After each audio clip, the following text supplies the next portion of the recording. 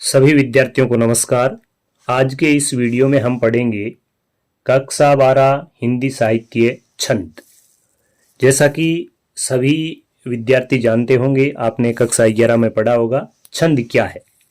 तो यह एक विषय है, वो है काव्य शास्त्र का। किसका विषय? काव्य शास्त्र का। और काव्य शास्त्र में छंद को परिभाषित इस प्रकार किया गया है कि छंदोबद्ध रचना और छंद मुक्त रचना, दो प्रकार की रचनाएं होती है, छंदोबद्ध और छंद मुक्त।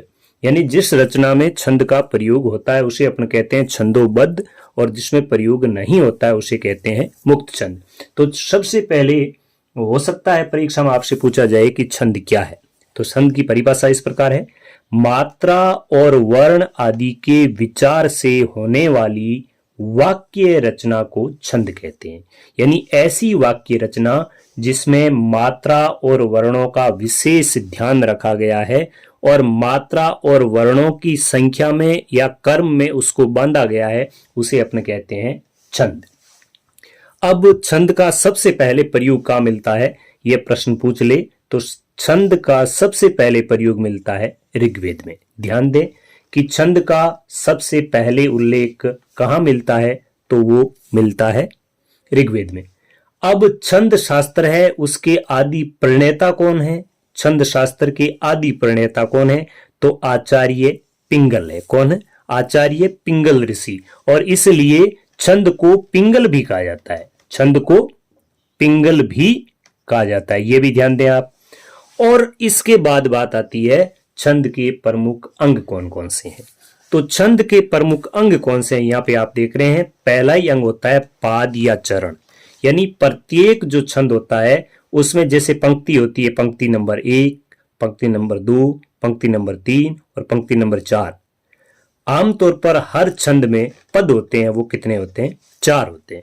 यानी प्रथम पद, द्वितीय पद, तृतीय पद और चतुर्थ पद, उसको अपन कहते हैं 1 और 3, यानी ये हो गए विषम, और 2 और 4 यानी ये हो गए सम।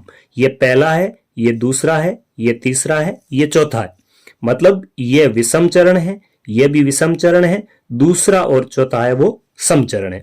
तो इनको कहते हैं, यानी प्रत्येक पद को अपन क्या कहते हैं? पाद या चरण। इसके बाद आता है मात्रा। मात्रा का मतलब यह है कि किसी भी वर्ण को पढ़ने में या उच्चारण करने में जो समय लगता है, किसी भी वर्ण के उच्चारण में जो समय लगता है, उस समय को हम कहते हैं मात्रा। और उसके अनुसार मात्रा लगती है या तो ह्रस्व या दीर्घ।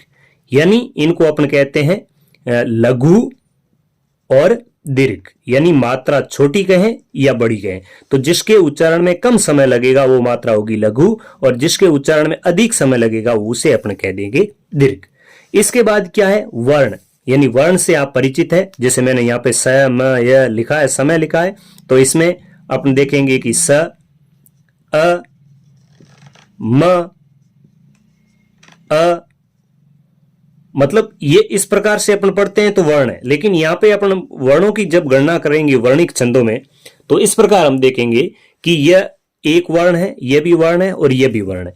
इनकी तो हो गई, ये वर्ण हो गई 3। जैसे मैं शब्द यहां पे लिखूं सी मा, मैंने ये शब्द लिखा है, तो वर्णिक छंद में हम गणना करेंगे तो यहां पे वर्ण कितने गिने जाएंगे? 2।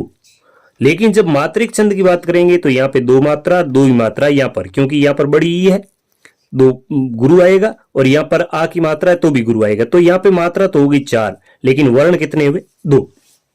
इसके बाद लघु और गुरु। लघु और गुरु ये आप समझ गए होंगे। जैसे मैंने शब्द लिखा है पागल, यही शब्द लिखा है, इनको आप देखिए। तो यहां पर पा है, ये क्या है? आ की मात्रा है तो ये गुरु है, और ग है वो ए की मात्रा है इसलिए लघु है, और यह भी लघु है। तो गुरु और लघु का मतलब है कि यह तो हो गया लघु और यह हो गया गुरु, इससे इनको दिखाया जाता है। अब है संख्या। संख्या क्या है? तो संख्या यही है कि यहां पे गुरु है, उसकी संख्या 2 मानी जाएगी, और लघु है, उसकी संख्या 1 मानी जाएगी। अब कर्म क्या है? कि वाक्य में कोई भी छंदोबद्ध वाक्य रचना है, उसका एक निश्चित कर्म होता है, यानी शब्दों का जो कर्म है वो कर्म हो गया। अब गण क्या है? तो गण क्या है? गणों की संख्या होती है, आप यदि पूछ ले आपसे गण कितने होते हैं, तो गणों की संख्या होती है 8। कितनी होती है? 8। अब 8 गणों की संख्या कौन कौन सी होती है, इसकी हम बात करें तो इसके लिए एक बहुत ही अच्छा सूत्र है, वो मैं आपको बताता हूं। तो गण सूत्र इस प्रकार है, इसको आप ध्यान से देखें। जैसे मैंने लिखा य मा ता रा ज भा न स ल और गा, ये गण सूत्र है। इससे आप आराम से सीख सकते हैं कि गण 8 है वो क्या होते हैं। य माता राज भान स ल और गा। अब इसमें आप यह करें कि सबसे पहले जो है वो होगा गण का नाम।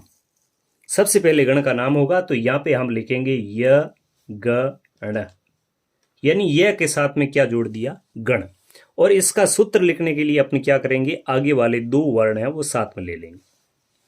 तो यह की मात्रा है वो 1 लगेगी, मां की मात्रा है वो 2 लगेगी, और ता की मात्रा है वो भी 2 लगेगी। मतलब यगण जो होगा वो आपके लघु, गुरु और गुरु के रूप में लिखा जाएगा। ये हो गया यगण।